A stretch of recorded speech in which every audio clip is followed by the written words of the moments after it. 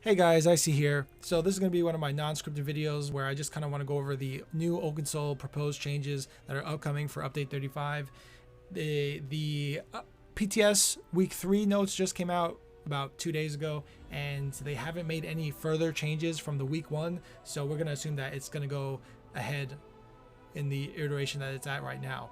And I just kind of want to review it from a PvP healer's perspective and just kind of see if it's still going to be viable or not, which I'm pretty sure it is going to be. So with that, let's let me get my notepad. Now hit the wrong button there. Okay, so I'm just going to kind of write it down as we go. So I'll start from the right side. So major heroism is giving us 3 ultimate, and we're going down to minor heroism to 1.5. Major heroism is way too strong, and the only class that gets it is a warden coming from the shimmering shield ability, and that doesn't have 100% uptime. No other class gets that, and this should definitely go to minor heroism. As much as I don't want it to, I love casting my ult and having all that power behind it, but it's just too strong, and I'm gonna be okay with this change, even though I will be a bit sad about it. So no complaints here, other than I'm gonna miss the awesome times that we're having right now with it. For major protection, we're just going from 10% down to 5%.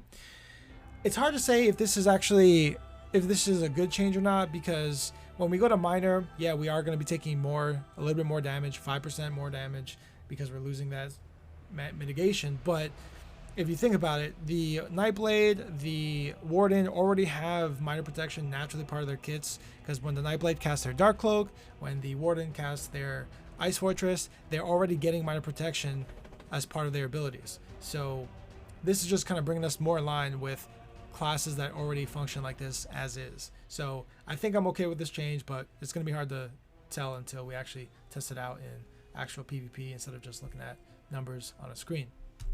Next we have the Major Force, which is 20% down to 10%, and then we have Major Berserk, which is 10% down to 5%. So these are basically the same thing, because from a PvP healer perspective, we don't really spec for damage, so we don't really care to do damage. Yeah, I'm always light attacking, I'm always heavy attacking, and I am doing damage, but I don't really spec for it. So having an extra 20% crit damage or an extra 10% more damage on my light attacks, it is nice, but again, it's just a bonus, so I'm not really too worried about this loss here. Not really a big deal for healers. Next we have the Major Courage, which is 430 weapon and spell, going down to 215 weapon and spell damage. So we're losing literally 215, half of the amount of weapon and spell damage, which does lower our healing output, but then they're adding minor mending, which is increasing our healing done by 8%.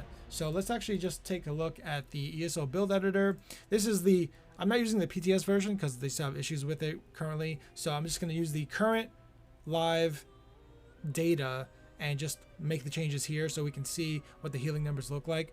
So if I just look at the skills, I'll go back to buffs. We just have Major Courage active, and not the other stuff here, so we don't need to worry about it. So when we look at the skills, we have the radiating regeneration number. Let me pull up this. Let me go down here. Okay. So for radiating regeneration, we have 28, 458, 28. Radiating regeneration is 28, 458. And then we have blessing of restoration, which is 14,088. Now what we're going to do is make those PTS changes. So we're going to take off Major Courage, we're going to add Minor Courage, and then we're also going to add Minor Mending.